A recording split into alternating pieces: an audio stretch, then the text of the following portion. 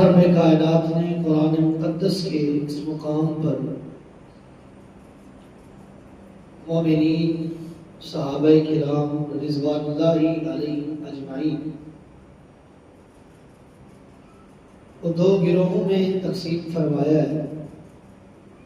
ایک گروہ فتح مکہ سے پہلے والے مسلمان اور دوسرا گروہ فتح مکہ کے بعد اسلام قبول کرنے والے مسلمان۔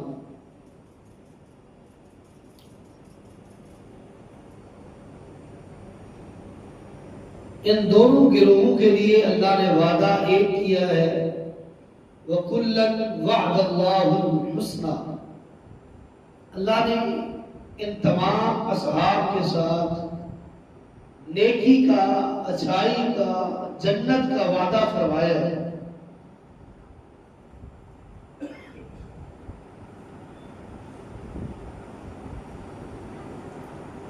مجھے جو بات سمجھ آئی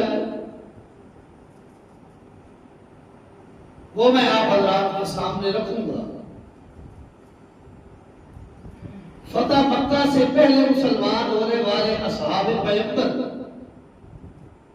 انہوں نے بھی اسلام کے لیے، دین کے لیے، شریعت کے لیے، اس پیغام امن کے لیے، اس پیغام رسالت کے لیے،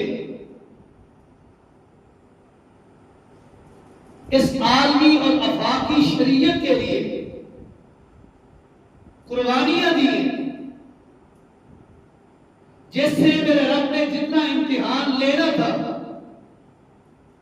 اللہ نے ان سے اتنا امتحان لیا۔ اسی طرح فتح مکہ کے بعد مسلمان ہونے والی شخصیات، وہ پرسنالٹیز، وہ فگر، ان کو بھی اللہ نے آزمایا ہے، ان کا بھی میرے رب نے امتحان لیا ہے۔ انہوں نے بھی اسلام کے لیے، شریعت کے لیے، اس دین متین کے لیے، اس پیغام امن کے لیے جو اللہ نے محمد رسول اللہ صلی اللہ علیہ وسلم پر 23 سال کے عرصہ میں نازل فرمایا، اس دین کی خاطر ان لوگوں نے بھی قربانیاں دی۔ قربانی کوئی دے، وہ فتح مکہ سے پہلے والے مسلمان تھے یا فتح مکہ کے بعد اسلام قبول کرنے والے مسلمان اور مومن اصحاب پیغمبر قربانی دے۔ قربانی کسی کی رائے گاہ نہیں جاتی، قربانی کسی کی ضائع نہیں جاتی، کیونکہ یہ دین، یہ شریعت، یہ قرآن جو 30 پاروں پر محیط ہے، یہ ہم تک پہنچا ہے، قربانیوں کی بدولت پہنچا ہے۔ اگر اس پیغام شریعت کے لیے قربانیاں نہ دی جاتی تو آج یہ آفاقی، عالمگیر، یونیورسل ریلیجیس اسلام اور یہ پیغام امن کائنات پر قائم نہ ہوتا۔ اس کے قیام کے لیے، اس کے نفاذ کے لیے، اس کی حفاظت کے لیے، اس کی تبلیغ کے لیے، اس کی اشاعت کے لیے، اس کے پھیلاؤ کے لیے اصحاب پیغمبر نے ہر قسم کی قربانی دی۔ ہر قسم کی قربانی دینے میں کسی قسم کا کوئی دریغ نہیں کیا۔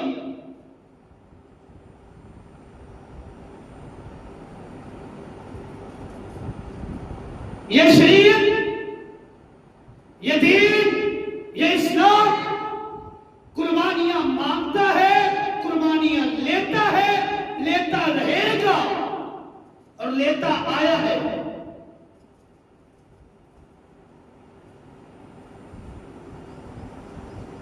صحابہ کرام کی ہسٹری کو، تاریخ کو، ان کی سیرت کو پڑھا جائے تو بیش بہا قربانیاں ملتی ہے۔ ہر شخص نے اپنے تئیں اللہ نے جتنا امتحان لینا تھا، اس نے اس امتحان میں کامیاب ہونے کی 100% کوشش کی اور میرے رب نے ان کو کامیاب فرمایا۔ ایسے تو اللہ نے نہیں فرمایا فَإِنْ آمَنُوا بِمِثْلِ مَا آمَنْتُمْ بِهِ فَقَدْ اهْتَدَوْا۔ اگر ہدایت چاہتے ہو، راہ راست پر کامیاب ہونا چاہتے ہو، اگر جنت میں داخل ہونا چاہتے ہو، ایمان لے آؤ میرے صحابہ جیسا، جس طرح انہوں نے اللہ کے پیغمبر محمد رسول اللہ کی شریعت پر، دین پر، اسلام پر، اللہ کے نازل کردہ اس قرآن پر ایمان لے آئے، اپنی قربانیاں دی، جانوں کا نذرانہ پیش کیا، محمد رسول اللہ کی خاطر بیوی بچے قربان کیے، وطن چھوڑا، بیاباں علاقے کو آباد کیا، ہجرت کی، ہر قسم کے آزمائش اور امتحان پہ پورا اترنے کی کوشش کی، اللہ نے ان کے ایمان کو معیار ایمان بنایا۔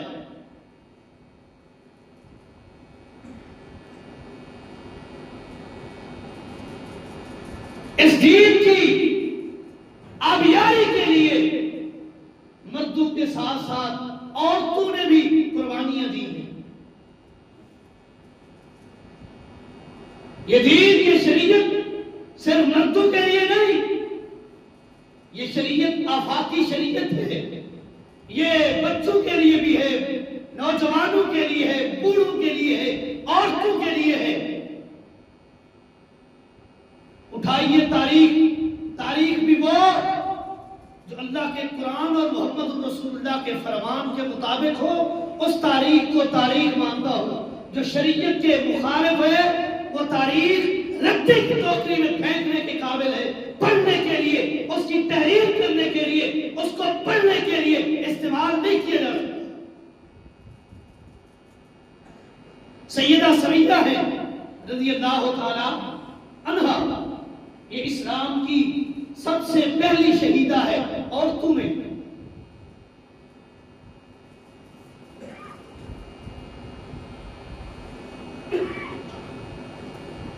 اسلام قبول کر لیا، کلمہ لا الہ الا اللہ کا اقرار کر لیا، غلام ہے۔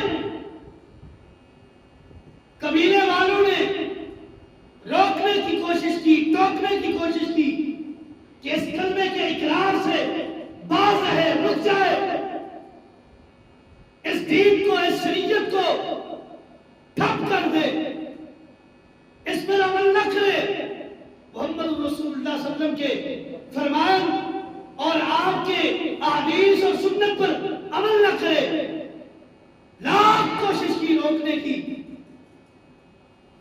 جب اسلام قبول کر لیا، کسی کی رکاوٹ آڑے نہ آئی، سزائیں دیتے رہے، سزائیں بھی کم نہیں، اور ذات ہے، صنف آہن ہے، کمزور ہے، لیکن اسلام جس کے اندر گھر کر جائے، وہ عورت ہو یا مرد ہو، اللہ اس کو مضبوطی دے دیتا ہے۔ تپتی ریت پر لٹایا گیا، آگ کے انگاروں پر لٹایا گیا، گرم پتھروں پر لٹا کر، پیٹ پر، سینے پر گرم پتھر رکھے گئے کہ اس کلمے کے اقرار سے رک جاؤ، باز آ جاؤ، چھوڑ دو اس شریعت کو، چھوڑ دو اس مذہب کو، چھوڑ دو اس دین کو، جو دین اللہ نے محمد رسول اللہ پر نازل فرمایا ہے۔ لیکن نہیں،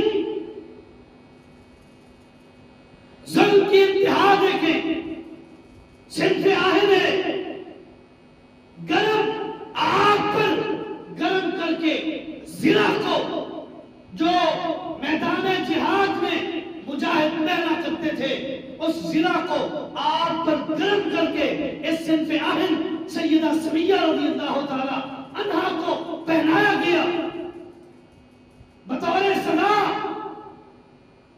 کہ اس دین کو چھوڑ دیں، محمد رسول اللہ صلی اللہ علیہ وسلم کے اس کلمے کو، اس شریعت کو چھوڑ دیں، تسلیم نہ کریں، انکار کر دیں۔ صنف آہن ہونے کے باوجود تپتی ریت پر لٹایا گیا، قبول ہے، گرم پتھروں پر لٹایا گیا، قبول ہے، آگ کے انگاروں پر لٹایا گیا، قبول ہے، زرہ گرم کر کے پہنائی گئی، قبول ہے، لیکن وہ دین چھوٹنے نہیں پائے گا جو دین اللہ نے محمد رسول اللہ پر نازل فرمایا ہے، جو ہمارے سینوں میں گھر کر چکا ہے۔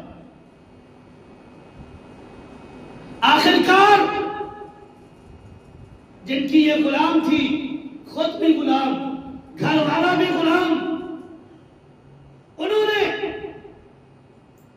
اس صنف آہن کو جہالت کے مارے ہوئے جاہلوں کے باپ ابو جہل کو دیا کہ اس نے محمد کا کلمہ پڑھ لیا ہے، ہم نے سزائیں دی، ہم نے اپنی طرف سے کوشش کی کہ اس دین کو، اس مذہب کو چھوڑ دے، خیر بات کہہ دے، لیکن ہماری سزاؤں سے یہ عورت، یہ صنف آہن باز نہیں آ رہی، اب تو اس کا علاج کر، اس کو چھڑوا اس کا دین۔ یہ جہالت کا مارا ہوا بدبخت، اس نے بھی کوشش کی، چھوڑ دے، باز آ جا، محمد رسول اللہ کے اس لائے ہوئے دین سے انکار کر دے، لات منات عزا حبل کی پیروی اور اس کی عبادت شروع کر دے، محمد رسول اللہ اور اس کے رب کی عبادت کو چھوڑ دے، لیکن نہیں، بڑا منع کیا۔ آخرکار ابو جہل نے سزائیں دی۔ ایک دن سیدہ سمیہ رضی اللہ تعالی عنہ کو بطور سزا اس نے ناف کے نیچے نیزہ مارا، اتنا خون بہا، اتنا خون بہا کہ خون بہنے کی وجہ سے سیدہ سمیہ رضی اللہ تعالی عنہ شہید ہو گئی، اور اسی طرح کہ اسلام کی سب سے پہلی شہیدہ ہیں، ان کا لاشا تڑپ رہا ہے، خون میں لت پت، یہ صنف آہن اپنے آخری سانس لے رہی ہے، امام الانبیاء کا گزر ہوا، آپ نے کیا فرمایا؟ اصبروا یا آل یاسر ان موعدکم الجنہ، اے آل یاسر، اے یاسر کے گھر والوں، صبر کرو، ان موعدکم الجنہ، صبر تم کر لو، محمد تم سے جنت کا وعدہ کرتا ہے صلی اللہ علیہ وسلم۔ صنف آہن نے قربانی دی، کس کے لیے؟ اس دین اور شریعت کے لیے جو اللہ نے محمد رسول اللہ کے قلب اطہر پر نازل فرمایا۔ یہ تو عورت ہے، اٹھائی یہ تاریخ، چھوٹی چھوٹی بچیوں نے اس اسلام کے لیے قربانیاں دی، کس کس کا نام گنواؤں، کس کس کی سیرت کو آپ کے سامنے رکھوں؟ سیدنا ابو بکر صدیق رضی اللہ تعالی عنہ، جب امام الانبیاء نے ہجرت کی، آپ کا یہ ہجرت کا پلان، یہ منصوبہ ابو بکر صدیق کے گھر میں بنا، رات کے وقت نکلنا ہے، اپنے بستر پر جناب مولا علی رضی اللہ تعالیٰ عنہ، میں نے مولا لیا ہے، غلط معنی نہیں لینا، مولا کا معنی ہے غلام، مولا کا معنی ہے غلام، مولا علی رضی اللہ تعالیٰ عنہ، ان کو اپنے بستر پاک پر لٹایا، آپ نے سفر ہجرت شروع کیا، 3-4 دن غار ثور میں گزارے۔ یہ غار ثور کے اندر جو دن گزارنے تھے، ان کے لیے کھانے اور پینے کی ڈیوٹی لگائی گئی سیدنا ابو بکر صدیق کی چھوٹی بیٹی سیدہ اسماء بنت ابی بکر رضی اللہ تعالی عنہا کی، یہ سیدہ عائشہ رضی اللہ تعالی عنہا کی سٹیپ سسٹر، سوتیلی بہن، ان کی ڈیوٹی لگائی گئی کہ آپ نے احتیاط کے ساتھ، کیئرفلی، یہ کھانا اور خوراک، پانی احتیاط کے ساتھ، راز افشا نہ ہو، سیکرٹ ریویل نہ ہو، اس طرح آپ نے ہم تک ہماری یہ ضروریات کی چیزیں پہنچانی ہیں۔ آپ چلے گئے، پہلے دن کھانے کی پوٹلی کے لیے جو اونٹ کی پشت پر باندھنا تھا، ابو بکر صدیق کے گھر میں رسی بھی نہیں تھی،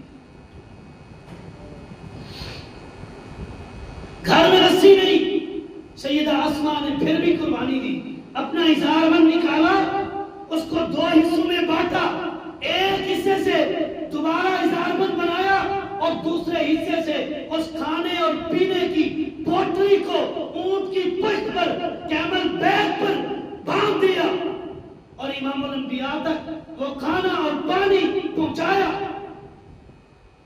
عرب کی سرزمین آپ میں سے کسی نے دیکھی ہوگی یا سنی ہوگی، پتھریلی سرزمین ہے، ناہموار، انپیرلنٹ، اور یہ سفر بھی، یہ کھانے پینے کا جو یہ خدمت اور ذمہ داری ہے، یہ دن کو انجام نہیں دینی۔ کیوں؟ سیکرٹ ریویل ہو جائے گا، راز افشا ہو جائے گا، کفار کو کلو اور اشارہ مل جائے گا کہ ابو بکر صدیق اور محمد رسول اللہ کہاں ہیں۔ رات کے وقت شدید اندھیرے میں چھوٹی سی یہ بچی سیدہ اسماء بنت ابی بکر رضی اللہ تعالیٰ عنہ یہ کھانا اور پانی امام الانبیاء کے پاس لے کر جایا کرتی تھی۔ ناہموار راستہ، پتھریلی سرزمین، لائٹ کا، ٹارچ کا، یہ موبائل اور یہ دیا وغیرہ کا زمانہ نہیں، بغیر روشنی کیے راستہ کٹھن مشکل، اس کو طے کر کے امام الانبیاء کے پاس کھانا اور پانی لے کر جاتی تھی۔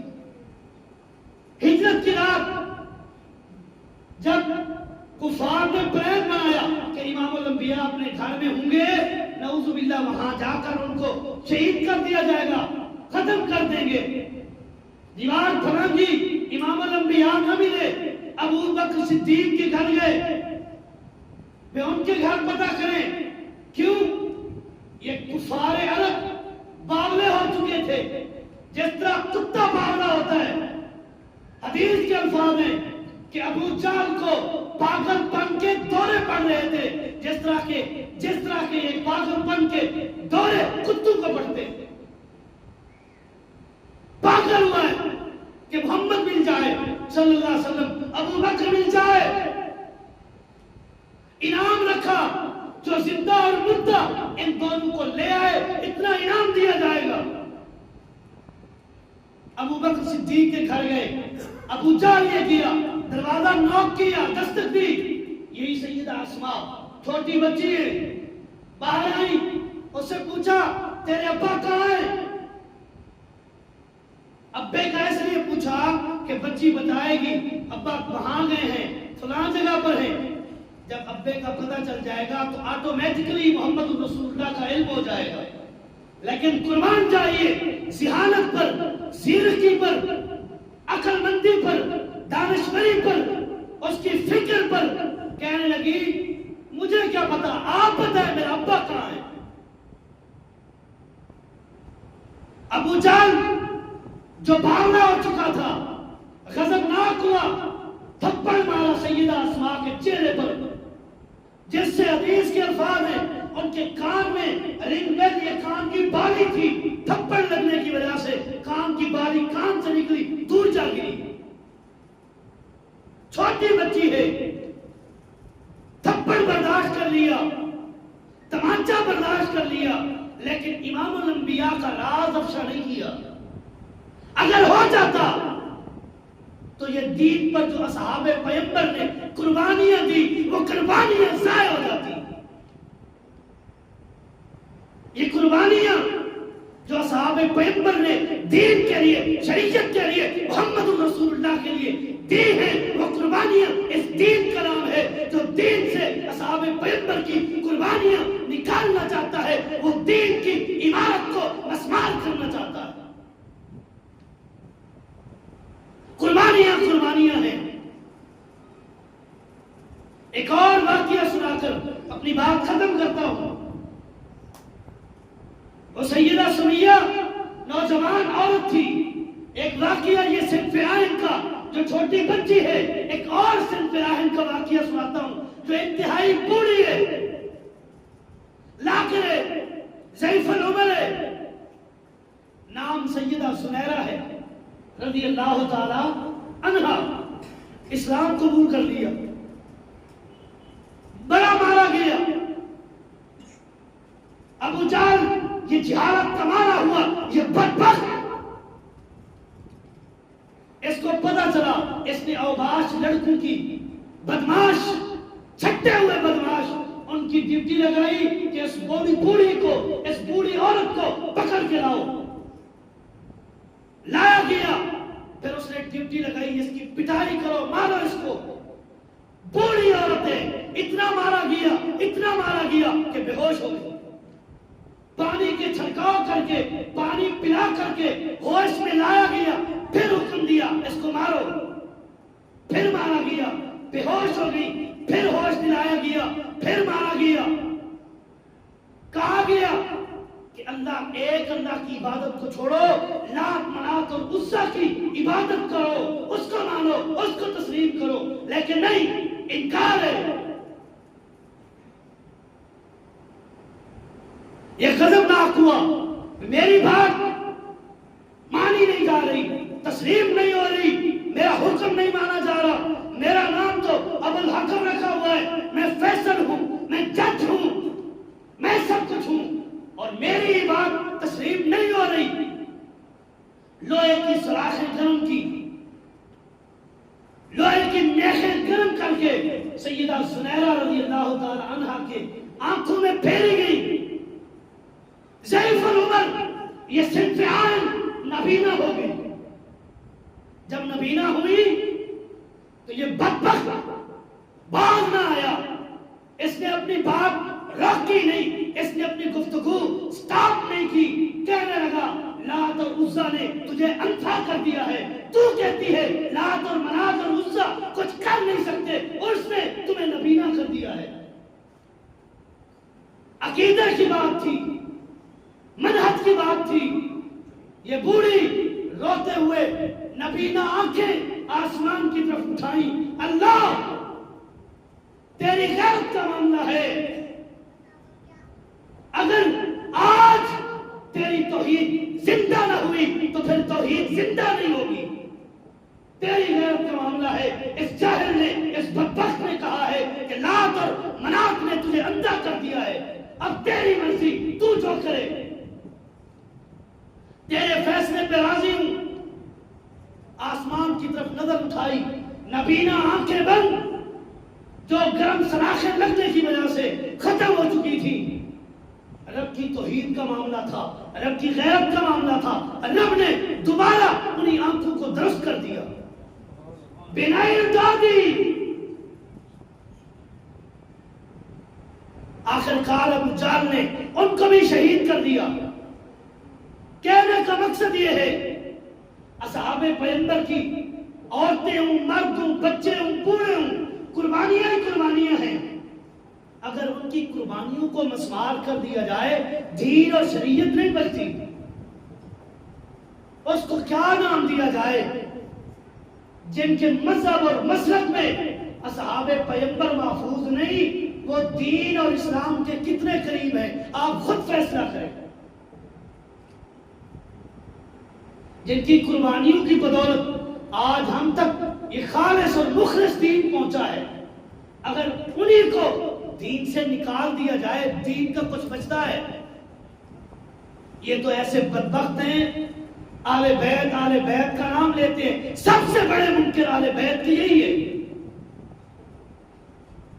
उठाइए कश्फुल गुम्मा अरबली की, उस बदबख्त ने क्या लिखा है?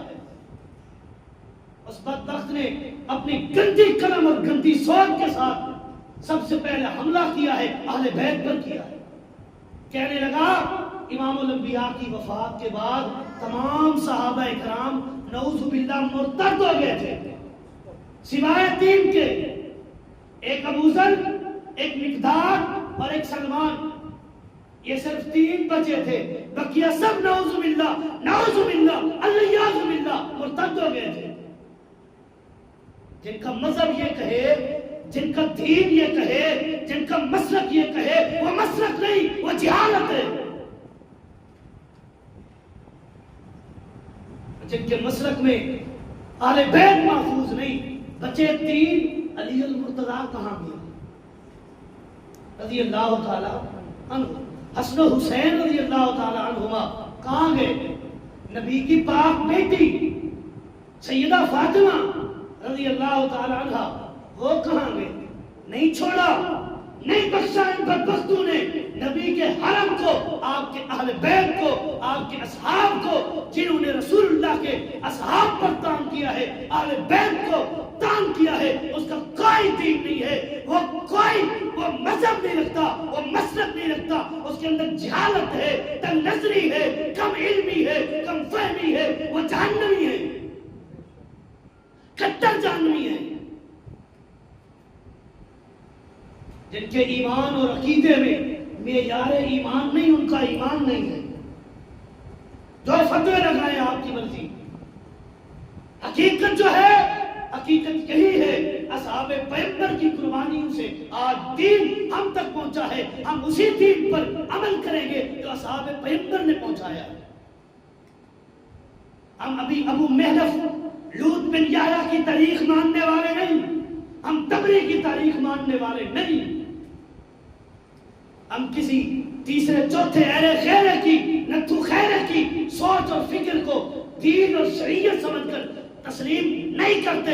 ہمارے لیے کافی ہے رب کا قرآن، کافی ہے محمد رسول اللہ کا فرمان کافی ہے، یہی دو چیزیں جنت میں لے جائیں گی، تیسری کوئی چیز ہمیں جنت میں نہیں لے جا سکتی۔